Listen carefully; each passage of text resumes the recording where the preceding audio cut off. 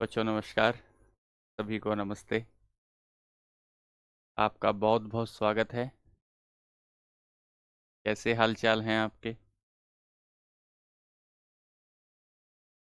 उम्मीद करता हूं कि आप बहुत बेहतर होंगे।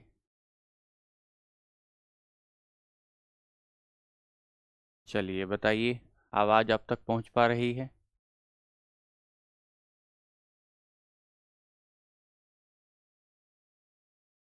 आप तक आवाज़ पहुंच पा रही है?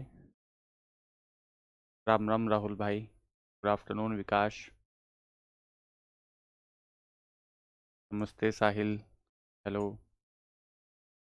नमस्ते नमस्ते। अमृता। हरेंद्र भाई नमस्ते। ज्योति हर हर महादेव। सभी को नमस्ते।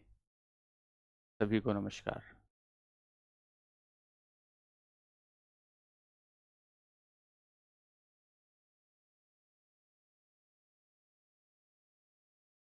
बताइए कैसे हैं आप?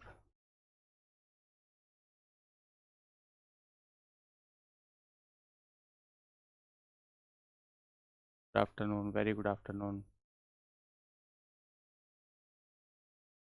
हाँ मैं अच्छा हूँ, मैं अच्छा हूँ।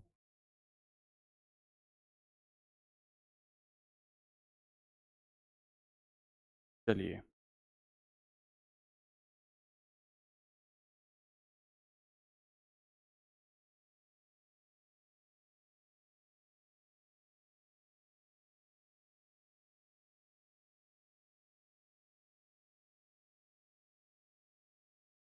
चलिए ठीक है।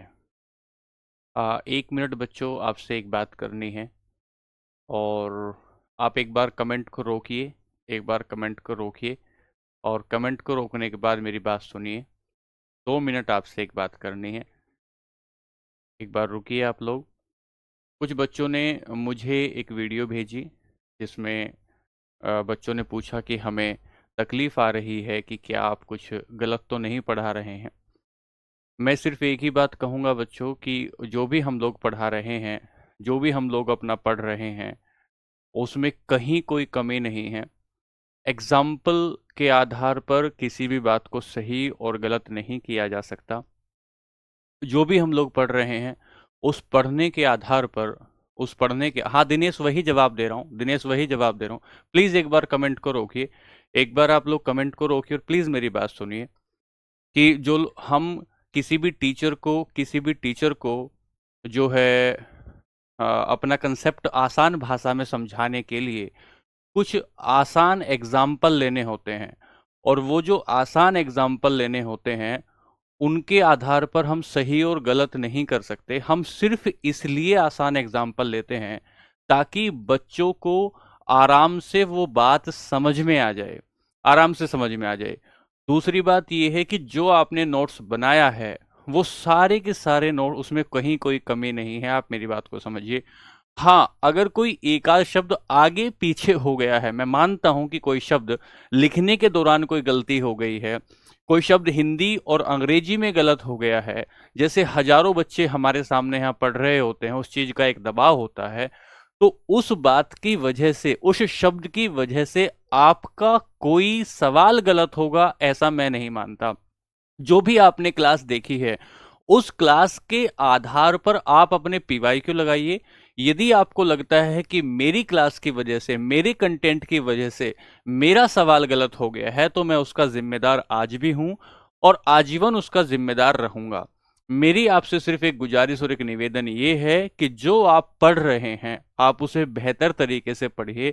जितना मेरे से कोशिश होगा, जितनी मेरी सीमाएं होंगी, मैं उतना बेहतर पढ़ाने की कोशिश करूंगा। जितनी मेरी बौद्धिक सीमाएं हैं, शारीरिक सीमाएं हैं, मैं उतना पढ़ाने की कोशिश करूंगा।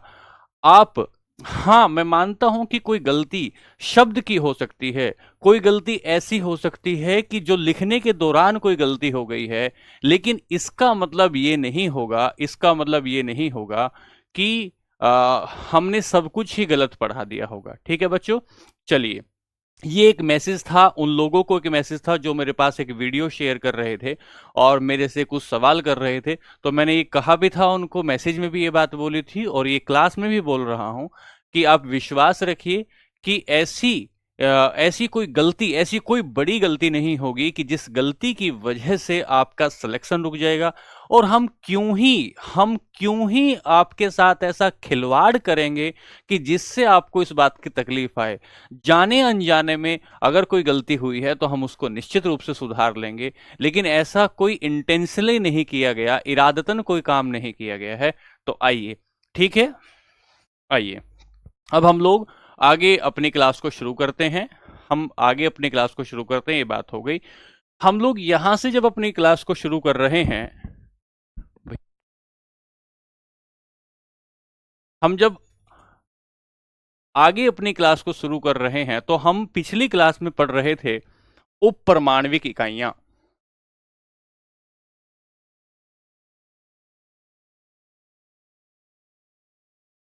उपपरमाण्विक इकाइयां मतलब सब एटॉमिक यूनिट हम लोग पढ़ रहे थे। जो बच्चों ने पिछली क्लास नहीं देखी है, उनमें कोई तकलीफ आ रही है, वो मेरी बात को ध्यान से समझें। सब एटॉमिक यूनिट का मतलब है कि एटम अपने आप में, परमाणु अपने आप में एक छोटा कण है, बहुत सूक्ष्म कण है।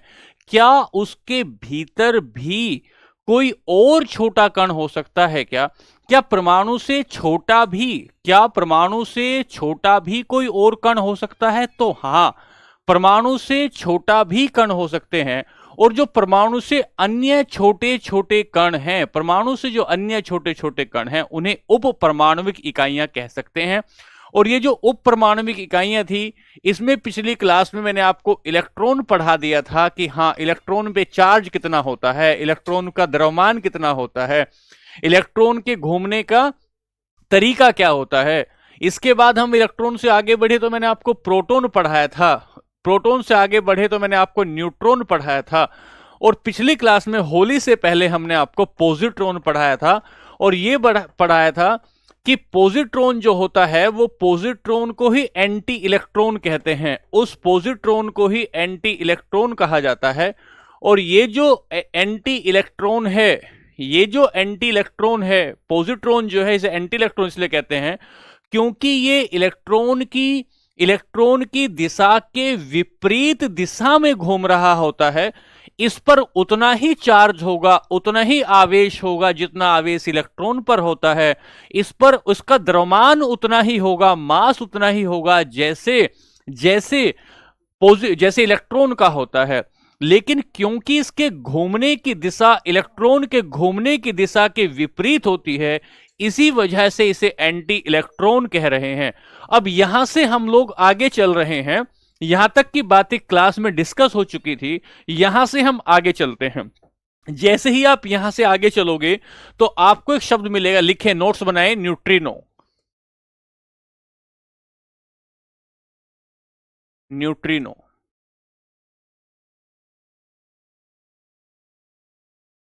एक शब्द बनाए, न्यूट्रिनो।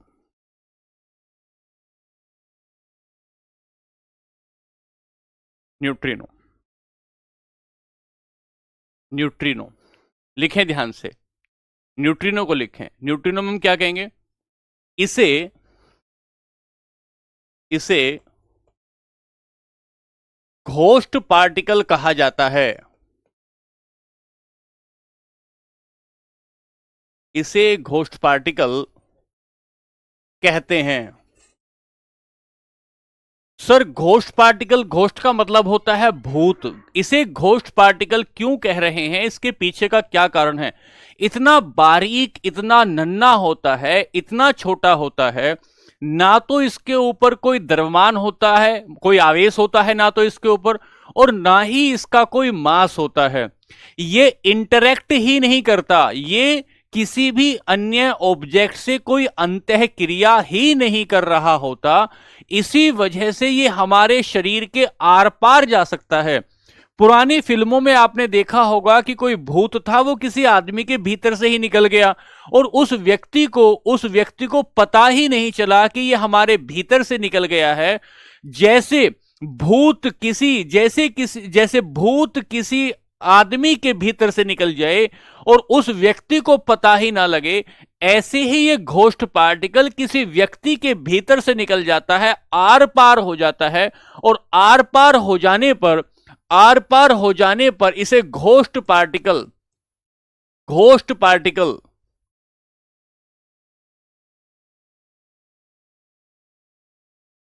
हिंदी में भी आप इसे भूत कण कह सकते हैं, लेकिन बेहतर होगा कि आप इसे घोस्ट पार्टिकल कहें। आदमी के आर पार हो जाता है, व्यक्ति के आर पार जब चला जाता है तो ऐसा लगता है कि ये अभी भी जब हम लोग यहां खड़े हुए हैं तो हमारे भीतर से हजारों पार्टिकल आ जा रहे होंगे। जो सूरज है, जब सूरज के भीतर रासायनिक प्रक्रियाएं, केमिकल रिएक्शन हो रही होती हैं, उससे लाखों अरबों की तादाद में ये पार्टिकल, ये छोटा कण उससे निकल रहा होता है। हमारे आसपास न जाने कितने ये घोस्ट पार्टिकल, न जाने कितने न्यूट्रिनो होते हैं। तो हम कहते हैं कि न्यूट्रिनो एक प्रकार का घोस्ट पार्टिकल होता है, इसे घोस्ट पार्टिकल कहते हैं। और लिखेंगे यह द्रव्यमान विहीन, यह द्रव्यमान तथा आवेश विहीन होता है। ऐसे लिख लें, छोटा हो जाएगा। द्रव्यमान तथा आवेश विहीन होता है।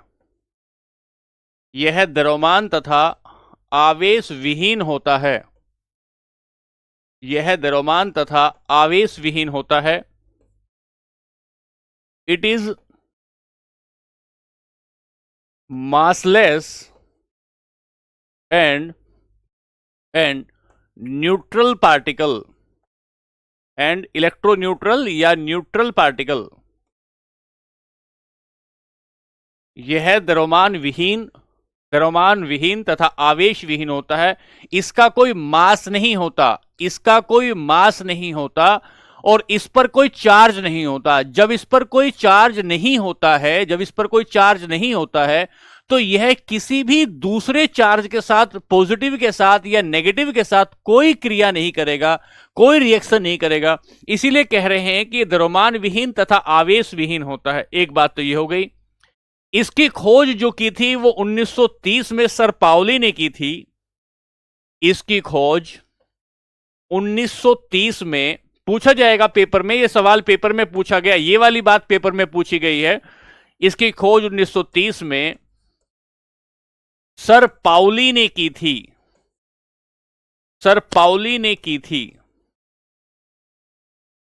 It is discovered by sir Pauli in 1930। पहली बात यह हुई कि द्रव्यमान तथा आवेश विहीन है। दूसरी बात हुई, इसकी खोज किसने की? इसकी खोज सर पाउली ने की। कब की? 1930 में की। ठीक है बच्चों, एक बार बताइए, ठीक है क्या सब?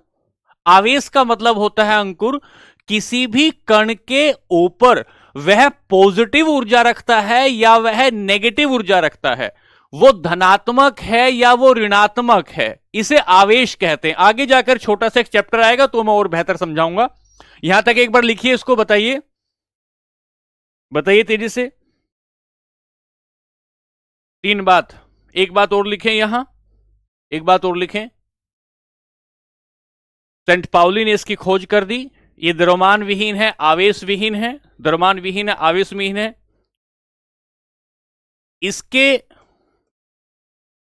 विपरीत कण को, इसके विपरीत गुणों वाले कण को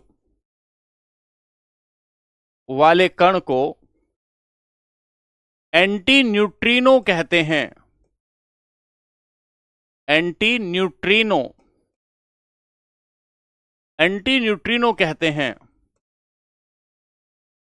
इसके विपरीत गुणों वाले कण को एंटी न्यूट्रिनो कहते हैं। एंटी न्यूट्रिनो वो है, जैसे हमने बताया कि इलेक्ट्रॉन के जैसा इलेक्ट्रॉन का नेचर है, इलेक्ट्रॉन के नेचर के विपरीत आपने नेचर देखा एंटी इलेक्ट्रॉन का, जिसे पॉजिट्रॉन कहा गया।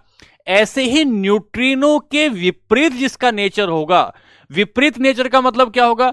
जिस दिशा में घूम रहे हैं न्यूट्रिनो, उसके विपरीत दिशा में घूम रहे हैं एंटी न्यूट्रिनो। एंटी न्यूट्रिनो उसके विपरीत दिशा में घूम रहे हैं, तो इसका मतलब इसका विपरीत गुण वाला कण जो होगा उसे एंटी न्यूट्रिनो कहते हैं। तो क्या लिखें?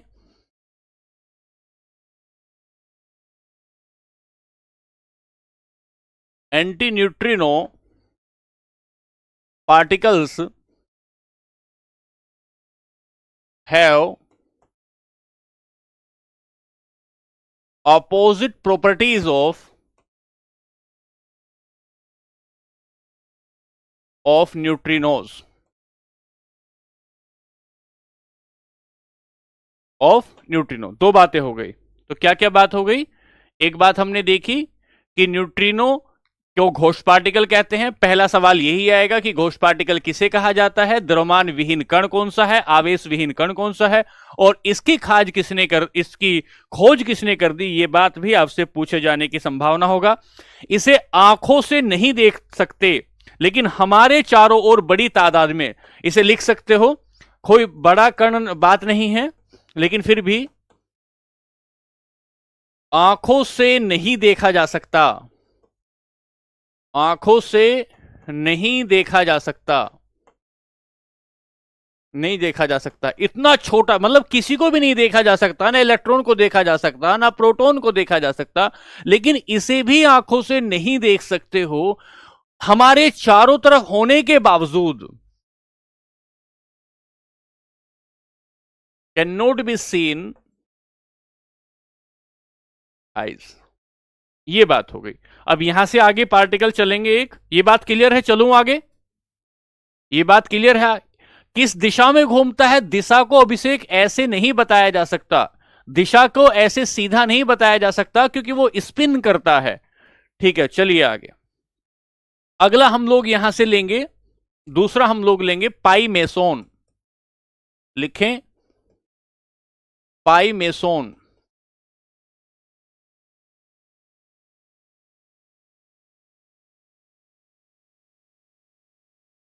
पाई मेसोन पार्टिकल, या पाई मेसोन कण, या पाई मेसोन पार्टिकल। पाई मेसोन कण या पाई मेसोन। नमीश भाई, मैं वीडियो की गलती के बारे में बता रहा हूं कि ऐसी कोई खास गलती नहीं है। एक गलती जो शब्द के आधार पर हुई है कि हमने वहां स्पेस की जगह, जहां स्पेस लिखा है वहां हिंदी में हमने बल लिख दिया है। एक गलती ये है। और दूसरा हमने क्या किया है कि जब हम नियोन बल्ब लिख रहे थे, तो नियोन बल्ब में हमने इलेक्ट्रिसिटी की जगह हमने वहां पर तापमान लिख दिया है। हालांकि इलेक्ट्रिसिटी ही तापमान को बढ़ाने का कारण होती है। आप अपने लेक्चर में, आप अपने नोट्स में जहां तापमान लिखा है वहां ऊपर उसके लिख लीजिएगा इलेक्ट्रिसिटी। ऐसी कोई बड़ी गलती नहीं है। मैं बार बार इस बात को आपके सामने बोल रहा हूं कि जहां तापमान लिखा है वहां उसके ऊपर आप इलेक्ट्रिसिटी लिख लीजिएगा। वो मैं आपका लिख भी दूंगा, ऐसी कोई बड़ी गलती नहीं है। तो आप निसंकोच रहें, निर्भय रहें, आपको ठीक पढ़ाया जा रहा है। ठीक है। पाइमेसोन की जो खोज की है 1935 में, इसकी खोज की गई है 1935 में। हाँ, बिल्कुल सही बात है, बिल्कुल सही बात है, बिल्कुल सही बात है। मैं बार बार बोल रहा हूं। ठीक है, फिर मैं लिख रहा हूं।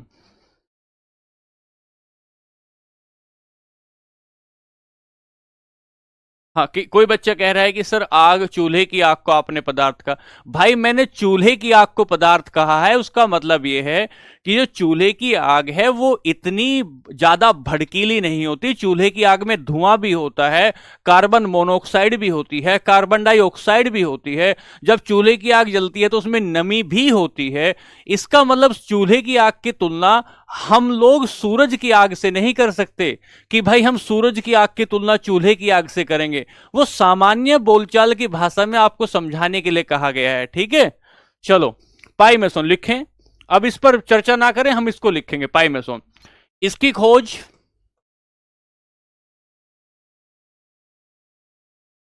1930 में। आप बिल्कुल भी चिंता ना करें, आप इसकी चिंता हमारे ऊपर छोड़ दें। हिडेकी युकावा ने की।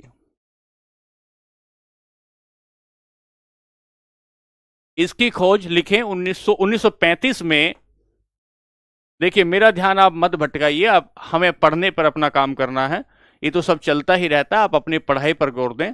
1935 में हिडेकी युकावा ने की, हिडेकी युकावा ने की।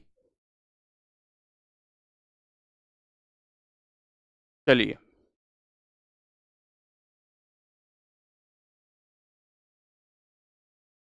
लिखें।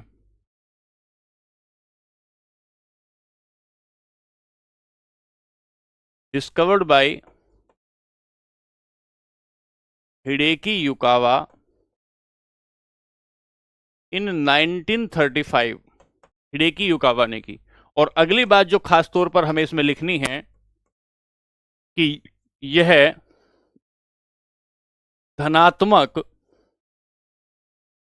ऋणात्मक तथा उदासीन प्रकृति का हो सकता है। उदासीन प्रकृति का, आप चुपचाप होकर पढ़िए, का हो सकता है। मतलब इस पर पॉजिटिव, नेगेटिव और न्यूट्रल चार्ज हो सकता है। It can positively charge, positively and positively, negatively and neutral charge. यह धनात्मक भी हो सकता है, ऋणात्मक भी हो सकता है, धनात्मक भी हो सकता है, ऋणात्मक भी हो सकता है और उदासीन भी हो सकता है। कौन? पाई मेसोन कण की बात की, पाई मेसोन कण की हम लोगों ने बात कर ली। अब हम यहां से आगे चलेंगे तो हम लोग एक नया कण लेंगे जिसका नाम फोटोन होगा। एक नया पार्टिकल लेंगे जिसका नाम फोटोन होगा। तो लें फोटोन। अब ध्यान से सुने, इसको बहुत अच्छे से आपको समझना है, इसको बहुत अच्छे से आपको समझना है फोटोन को। तो सुने ध्यान से। जब हम कहते हैं कि प्रकाश, जब हम कहते हैं कि सूरज से हमारे पास लाइट आ रही है, सूरज से आने वाली लाइट छोटे छोटे कणों में, छोटे छोटे बंडलों में आ रही होती है। मान लीजिए जैसे लकड़ी का एक बंडल होता है ना, उसके भीतर छोटी छोटी छोटी छोटी लकड़ियां एक जगह, उदासीन का मतलब जिस पर कोई चार्ज नहीं होता साहिल, लकड़ी का जो बंडल होता है जिस पर छोटी छोटी लकड़ियां आपने एक जगह इकट्ठा करके बांध रखी हैं, ऐसे ही सूरज से जब हमारे पास लाइट आती है तो वो भी छोटे छोटे बंडलों में आती है। सूरज की जो लाइट है, उसे इलेक्ट्रोमैग्नेटिक वेव कहते हैं, या उस रूप में वो आती है, विद्युत चुंबकीय तरंगों के रूप में आती है, और वो छोटे छोटे छोटे छोटे पार्टिकल से मिलकर बना होता है। तो हम कहते हैं कि इस प्रकाश जो होता है, प्रकाश जो होता है, प्रकाश छोटे छोटे बंडलों से मिलकर बना होता है। उन बंडलों को हम क्या कहते हैं? उन बंडलों को हम क्या कहते हैं? उन बंडलों को हम लोग फोटोन कहते हैं। हाँ, फोटोन को पार्टिकल, कई जगह पे फोटोन को पार्टिकल लिखा गया है और कई जगह पर फोटोन को तरंग लिखा गया है, इसलिए हम इसको लिख रहे हैं। लिखें फोटोन, लिखें फोटोन के बारे में लिखें, लिखें फोटोन ऊर्जा के छोटे छोटे बंडल को कहते हैं। ऊर्जा के छोटे छोटे बंडलों को कहते हैं, बंडलों को फोटोन कहा जाता है, फोटोन कहा जाता है। Small bundles of energy, energy. तो सूरज से आने वाली जो किरणें होती हैं, सूरज से आने वाली जो किरणें होती हैं, या सूरज से आने वाला जो प्रकाश होता है, वो छोटे छोटे एनर्जी के बंडलों में आता है। उन एनर्जी के बंडलों को हम क्या कहते हैं? फोटोन कहते हैं। उन एनर्जी के बंडलों को हम क्या कहेंगे? फोटोन कहेंगे। जब फोटोन आपस में टकराता है, बात समझ में आ रही है आपको? एक और ले लेते हैं हिग्स बोसोन, इतना ही लिखिए इसके बारे में। एक और लेते हैं हिग्स बोसोन।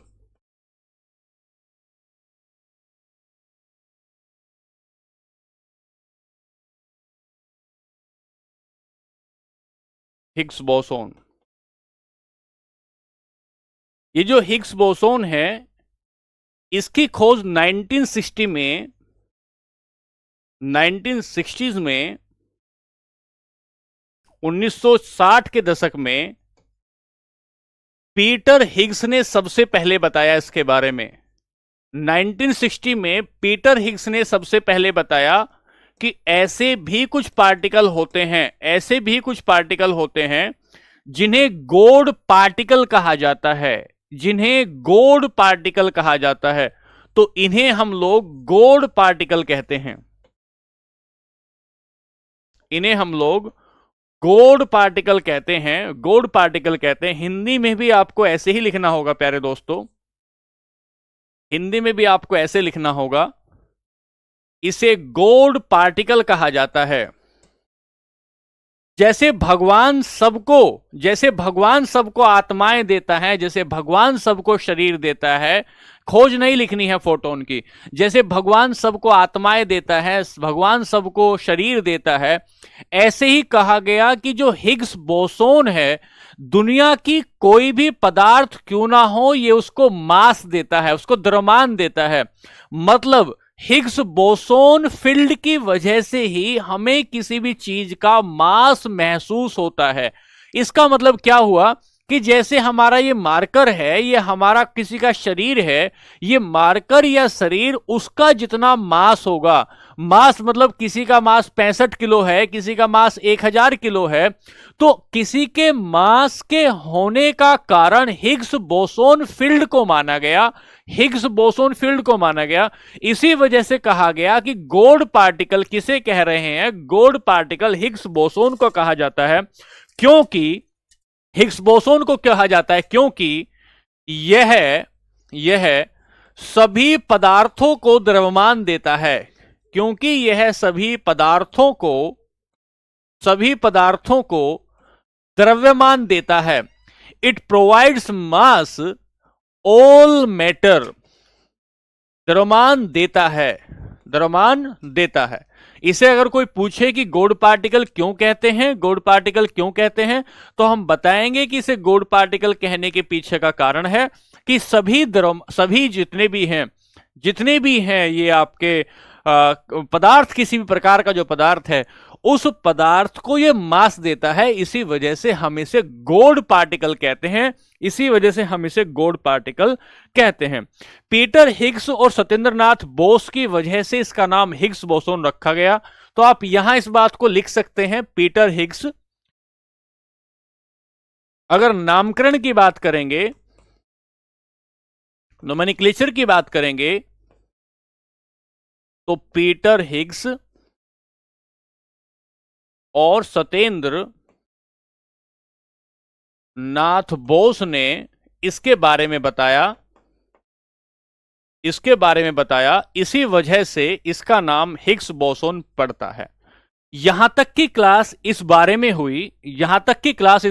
हुई कि उप परमाणविक इकाइयां कौन सी होती हैं।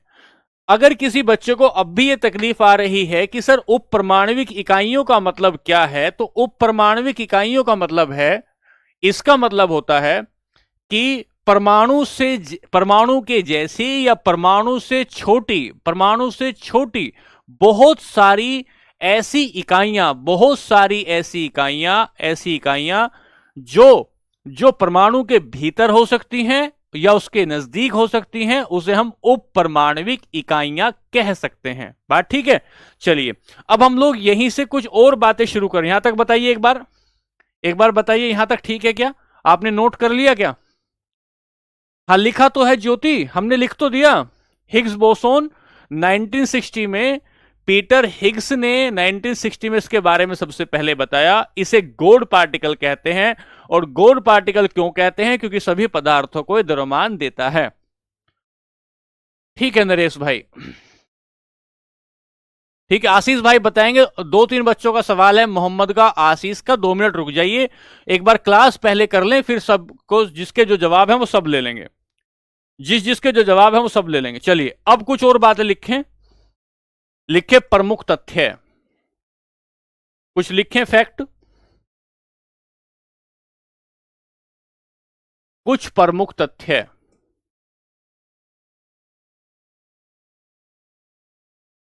कुछ प्रमुख तथ्य थोड़ा मोटा कर लेते हैं। Some important points. लिखिए लिखिए। पहला, परमाणु की त्रिज्या कितनी होती है? पहला, अगर पेपर में डायरेक्ट सवाल आए, परमाणु की त्रिज्या, परमाणु की त्रिज्या, रेडियस ऑफ एटम, परमाणु की त्रिज्या कितनी होती है, रेडियस ऑफ एटम कितना होता है, तो 10 की पावर, लिखिए लिखिए, हाँ ठीक है, समझ में रहे हैं, 10 की पावर -10 एंगस्ट्रॉम, 10 की पावर -10 एंगस्ट्रॉम,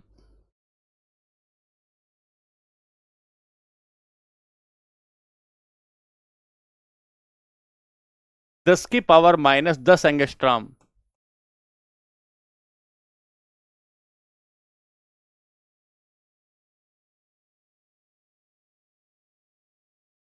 परमाणु की त्रिज्या कितनी होती है? 10 की पावर -10 एंगस्ट्रॉम। 10 की पावर -10 होती है और इसे ही एंगस्ट्रॉम कहा जाता है, ये आप जानते हैं। अगली बात लिखे, नाभिक की त्रिज्या कितनी होती है? नाभिक की त्रिज्या, नाभिक को खोजने वाला जो व्यक्ति था, उसने, रदरफोर्ड जो था, उसने नाभिक के बारे में पहली बात बताई, रेडियस ऑफ न्यूक्लियस। नाभिक की त्रिज्या कितनी होती है? 10 की -15, 10 की पावर -15, 10 की पावर -15 जो होता है, इसे ही फेम्टो कहा जाता है, इसे ही फेम्टो कहा जाता है, इसे ही फेम्टो कहा जाता है। एंगस्ट्रॉम लंबाई को नापने की एक यूनिट है, इसे ही फर्मी कहा जाता है, फर्मी, इसे ही फर्मी। अगर कोई पूछे कि न्यूक्लियस की त्रिज्या कितनी होती है, न्यूक्लियस की त्रिज्या कितनी होती है, तो हमने बताया कि न्यूक्लियस की त्रिज्या 10 की -15 होती है, जिसे फर्मी कहा जाता है। कुछ बच्चों को यह कंफ्यूजन हो रहा होगा, सर ये फर्मी क्या है? तो छोटी बड़ी इकाइयों को नापने के लिए, जैसे 10 की -1 होती है, 10 की -2 होता है, 10 की -3 होता है, 10 की -6 होता है, ऐसे इसको हम लोग डेसी बोल देते हैं, इसको डेसीमीटर या डेसी सेंटीमीटर बोल देते हैं, इसको हम लोग मिलीमीटर बोलते हैं, मिली, इसको माइक्रो बोलते हैं, माइक्रो बोलते हैं, 10 की -9 को नैनो बोलते हैं, नैनो। तो ऐसे करके ये लंबाइयों को नापने की एक दार्शनिक प्रणाली होती है, दार्शनिक प्रणाली होती है। ऐसे ही 10 की -15 को फर्मी कहा जाता है। 10 की -15 को 10 की -15, 10 की -15 जो मीटर हो जाएगा, उसको हम लोग फर्मी कहते हैं। हिंदी में भी इसको फर्मी कहा जाता है, फर्मी कहा जाता है। ये परमाणु की त्रिज्या हुई और ये नाभिक की त्रिज्या हुई। फिर यहां से आगे चले, एक बात और लिखी, तीसरी बात, तीसरी बात, नाभिक की खोज जो की, डिस्कवरी ऑफ न्यूक्लियस, नाभिक की जो खोज की, वो रदरफोर्ड ने की। रदरफोर्ड ने नाभिक की खोज जो की, डिस्कवरी ऑफ न्यूक्लियस जो किया, वो रदरफोर्ड ने किया। और रदरफोर्ड को ही न्यूक्लियर फिजिक्स का फादर कहा जाता है, रदरफोर्ड को ही न्यूक्लियर फिजिक्स का फादर कहा जाता है। फादर ऑफ न्यूक्लियर फिजिक्स किसे कहेंगे? रदरफोर्ड को कहेंगे, रदरफोर्ड को कहेंगे। इसे हम क्या कह रहे हैं?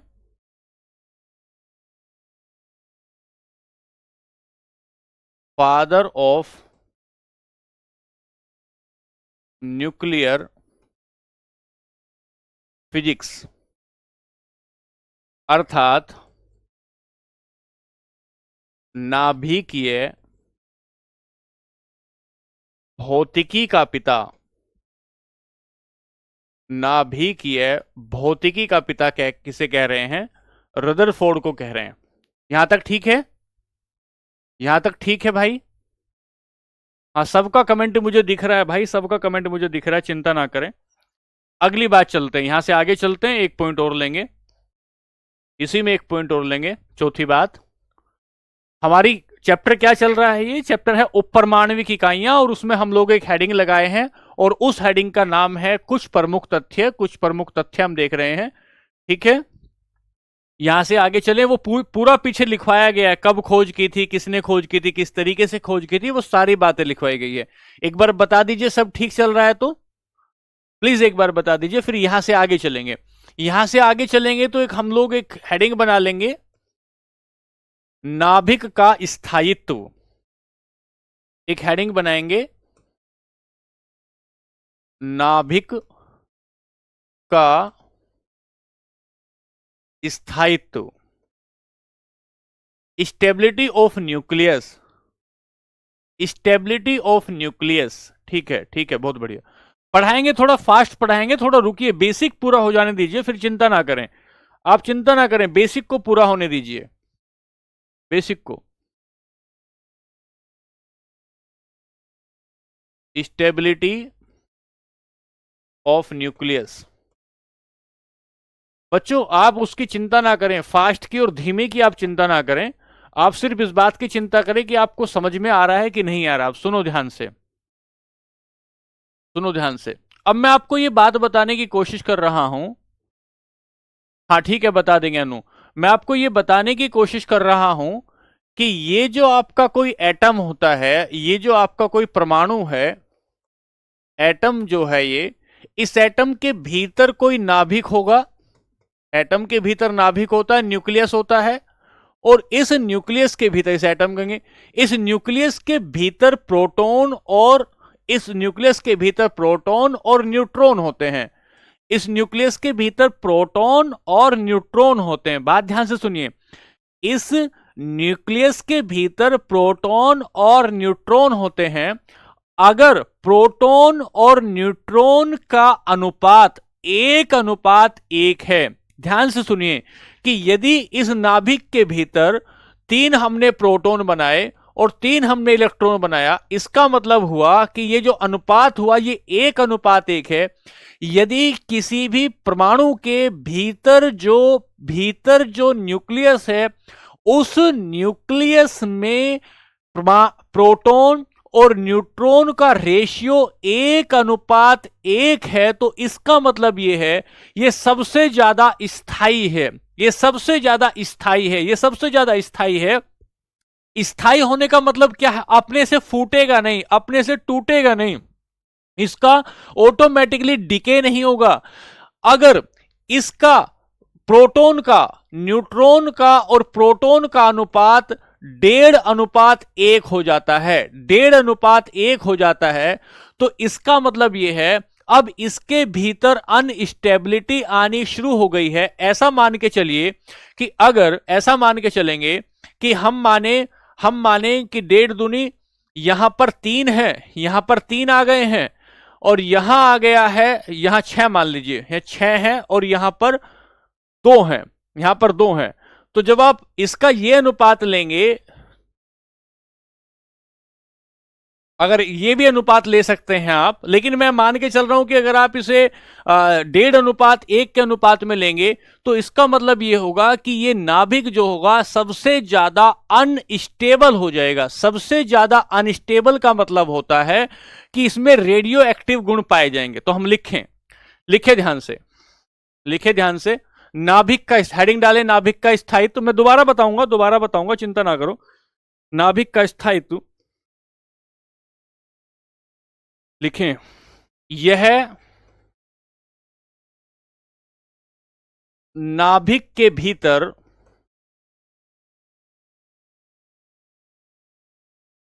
प्रोटॉन तथा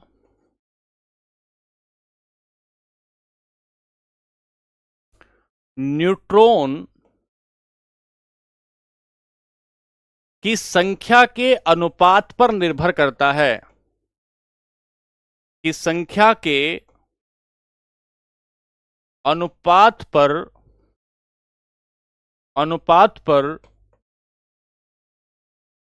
निर्भर करता है। निर्भर करता है, 1:1 में निर्भर करता है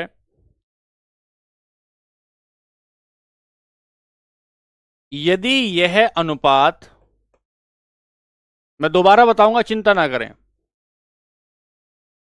1:1 है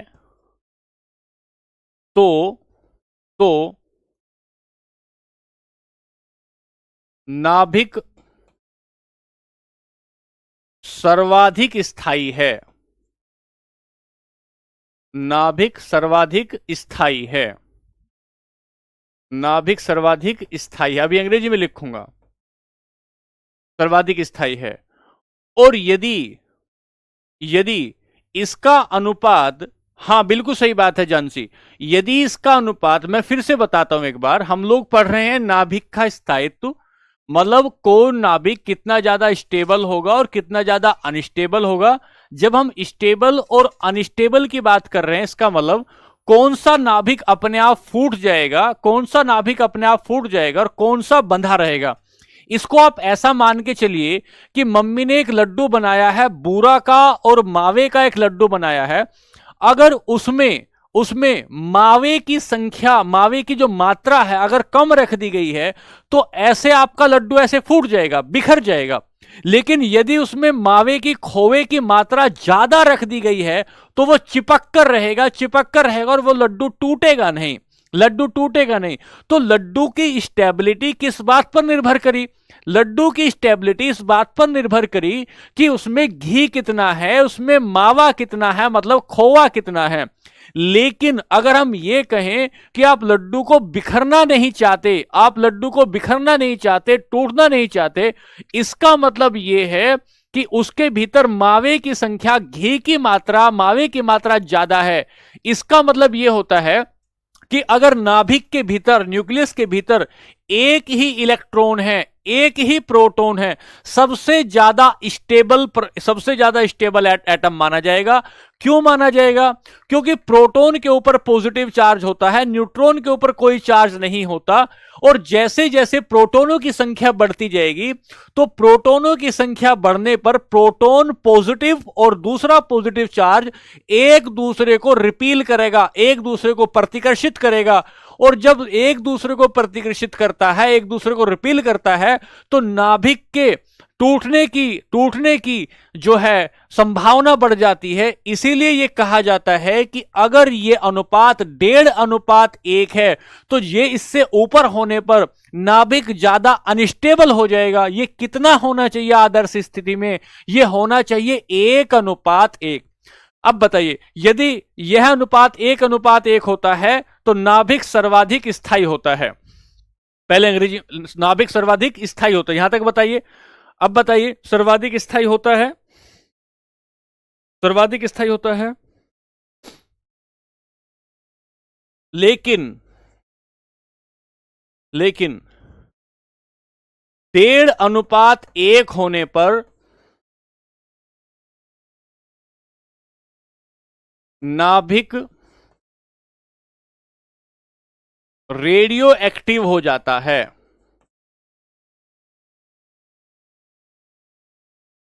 नाभिक रेडियो एक्टिव हो जाता है।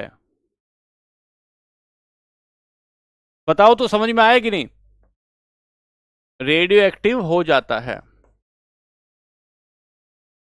और अपने आप उसमें विघटन होना शुरू हो जाता है, और अपने आप उसमें विघटन होना शुरू हो जाता है, अपने आप उसमें विघटन होना शुरू हो जाता है।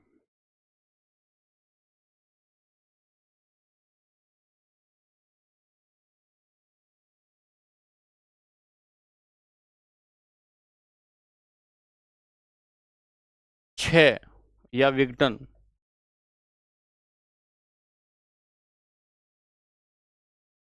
शुरू हो जाता है।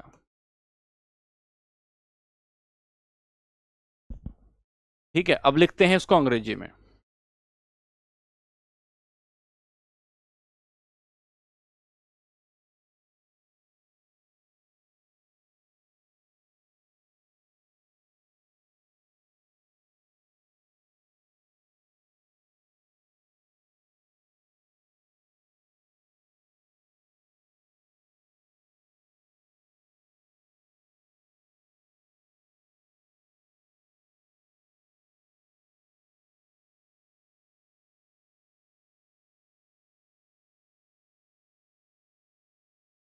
if that ratio is 1:1, then nucleus is more stable. If the ratio of protons and neutrons in nucleus is 1.5:1, then nucleus is radioactive.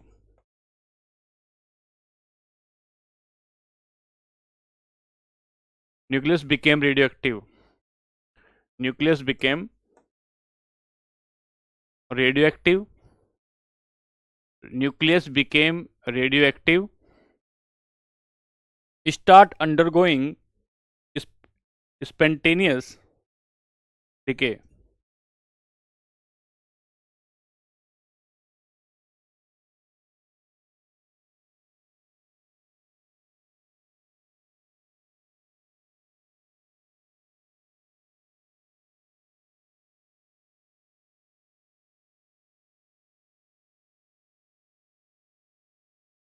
छोटी सी बात आपको ये समझनी है, छोटी सी बात सिर्फ आपको इसमें इतनी सी समझनी है, बहुत छोटी बात, कि अगर न्यूक्लियस के भीतर प्रोटॉन और न्यूट्रॉन की संख्या बराबर बराबर है, नाभिक को आप किसी घर की तरह समझिए कि उसमें दो लड़कियां हैं, दो लड़के हैं, बराबर बराबर मात्रा में हैं, बराबर बराबर मात्रा में आप आपस में खेल रहे हैं, कूद रहे हैं, कोई बहस नहीं कर रहे हैं, किसी प्रकार का एक दूसरे पर कोई डोमिनेशन नहीं कर रहे हैं। लेकिन अगर न्यूट्रॉन की संख्या बढ़ गई, मान लेते हैं लड़कों की संख्या बढ़ गई, तो उसमें क्या होता है, उसमें वो डोमिनेट करना शुरू कर देंगे, और डोमिनेट करने की वजह से उनमें अस्थायित्व आ जाएगा, घर में हल्ला गुल्ला मच जाएगा। तो हम ये बता रहे हैं आपको, सिर्फ हमने इतना बताया मेरे भाई कि प्रोटॉन और इलेक्ट्रॉन का जो रेशियो है, अगर वो 1:1 होता है, तो वो जो न्यूक्लियस होगा वो सबसे ज्यादा स्टेबल होगा। और यदि न्यूक्लियस में न्यूट्रॉन की संख्या 1.5 बन जाती है और इलेक्ट्रॉन की संख्या उसकी तुलना में 1 हो जाती है, तो ये उतना स्टेबल नहीं रहता है। आगे जाकर आप इसे और बेहतर तरीके से भी समझेंगे, ठीक है। यहां से सवाल आने की संभावना होगी, वो जब पीवाईक्यू कराऊंगा तो आप इसको बेहतर तरीके से समझेंगे। लिखें, एक बात यहीं और लिखें, इसी वजह से जिन तत्वों का परमाणु क्रमांक कल की क्लास में आएगा, जिन तत्वों का परमाणु क्रमांक 82 से अधिक होता है,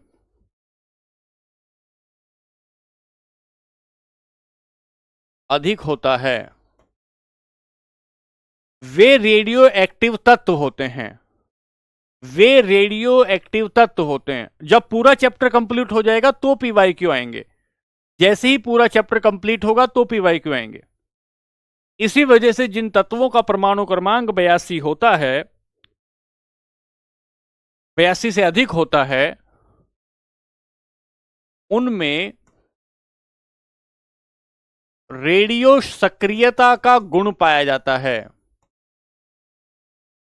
रेडियो सक्रियता का गुण पाया जाता है।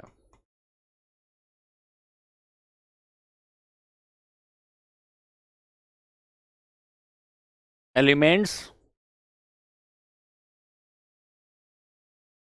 those have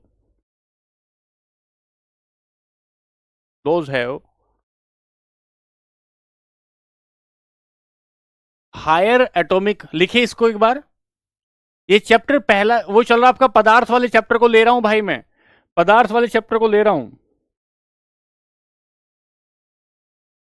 element those have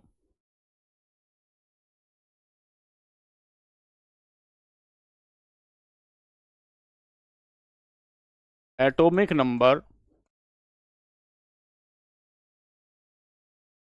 higher than 82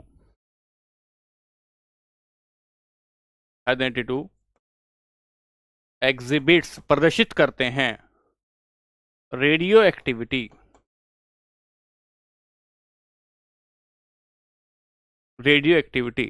जैसे आप यूरेनियम का एग्जाम्पल ले सकते हैं। जैसे आप किसका एग्जाम्पल लेंगे? यूरेनियम का एग्जाम्पल ले सकते हैं। यूरेनियम 92 होता है, यूरेनियम 92 होता है, तो उसमें रेडियो एक्टिविटी पाई जाती है। अब एक बार मैं पीछे चलता हूं और देखो तो आज की क्लास में हमने क्या पढ़ाने की कोशिश की है। हमने आपको कुछ बातें बताने की कोशिश की। हमारा जो चैप्टर चल बताएंगे दुर्गेश भाई, रेडियो एक्टिविटी का मतलब होता है कि कोई भी एटम अपने आप ही टूटने लगता है। कोई भी एटम अपने आप ही टूटने लगता है। अपने आप टूटने का मतलब है कि उसके भीतर अनस्टेबिलिटी होती है, उसके भीतर अस्थायित्व होता है, अस्थायित्व होता है। ठीक है, मैं सबके कमेंट देख रहा हूं भाई, सुनो ध्यान से। अब हम ये हमारा ये चैप्टर चल रहा था, एक बार सुनो ध्यान से। इसमें हमने आज पढ़ा कि न्यूट्रिनो, हम लोग उप परमाणविक इकाइयों को पढ़ रहे थे, सब एटॉमिक यूनिट को पढ़ रहे थे। उप परमाणविक इकाइयों पढ़ने में हमने पहला को इसमें एक आज हमने एक कण देखा जिसे आपने न्यूट्रिनो कहा, इसे घोस्ट पार्टिकल कहते हैं। घोस्ट पार्टिकल का मतलब होता है किसी शरीर से आस पास, ये जो है कि शरीर से ये आर पार हो जाते हैं, ये दिखाई नहीं देते हैं, द्रव्यमान भी इसमें नहीं होता, आवेश भी इसमें नहीं होता है। फिर इससे आगे बढ़े हैं तो यहां से देखने के बाद हम मिले पाइमेसोन, पाइमेसोन से आगे बढ़े फोटोन, उसके बाद हमने हिग्स बोसोन देखा। कुछ प्रमुख फैक्ट हमने देखने की कोशिश की कि पेपर में आ जाए तो परमाणु की त्रिज्या होती है, क्योंकि ऐसा सवाल पिछली परीक्षाओं में आपसे पूछा गया, नाभिक की त्रिज्या कितनी होती है, नाभिक की खोज किसने की है, न्यूक्लियर फिजिक्स का फादर किसे कहा जाता है, नाभिक का स्थायित्व के बारे में आज हमने बात की कि कितना अगर रेशियो हो, नाभिक का जो स्थायित्व हमने कहा उसमें अगर प्रोटॉन और इलेक्ट्रॉन का रेशियो अगर 1:1 होता है तो इसका मतलब होता है सबसे ज्यादा स्टेबल न्यूक्लियस होगा। और यदि इससे 1.5:1 का उसमें रेशियो आता है तो इसका मतलब होता है कि उसका रेशियो जो वो उसमें रेडियो एक्टिविटी आ जाएगी, वो खुद ब खुद डिके होने का गुण रखता है। ठीक है मोहित मेवाल, ये आपकी चिंता नहीं है, ये मेरी चिंता है कि कब तक कंप्लीट करना है। आपकी चिंता है कि आपको रिवीजन करना है। आशीष भाई, पिछली क्लास छूट गई है तो उसको रिवीजन करो। अच्छा अनीस भाई और अच्छे से क्लास पढ़ाएंगे, ठीक है, बहुत अच्छे से पढ़ाने की कोशिश करेंगे। केमिस्ट्री कब खत्म होगा? अभी तो शुरुआत हुआ है, केमिस्ट्री की 1 यूनिट हुई है भाई, 1 यूनिट हुई है। पायस क्या होता है? एमल्सन को पायस कहते हैं। एमल्सन का मतलब होता है जैसे एक तरह का विलियन है, जब पानी के ऊपर तेल फेंक देते हैं तो उसे एमल्सन कहते हैं, जो घुल नहीं पाता पूरे तरीके से, जो घुल नहीं पाता है। ठीक है, हाँ रिवीजन कराएं पहले इसको, कंप्लीट कराने के बाद आपको पहले हम लोग जो है इसके पीवाईक्यू कराएंगे, और पीवाईक्यू कराने के बाद तब अगली बात पर चलेंगे। ठीक है, हाँ बताइए।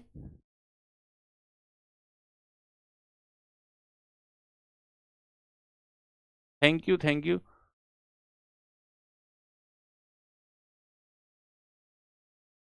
चलिए ठीक है, ठीक है, फिर किसी का कोई सवाल होगा तो वो टेलीग्राम पे पूछ लीजिएगा और हम लोग फिर वहां उसको जवाब देंगे, निश्चित रूप से जवाब देंगे। ठीक है, मैडम क्यूरी ने रेडियो एक्टिविटी की खोज की थी, उनके हस्बैंड थे और वो थे।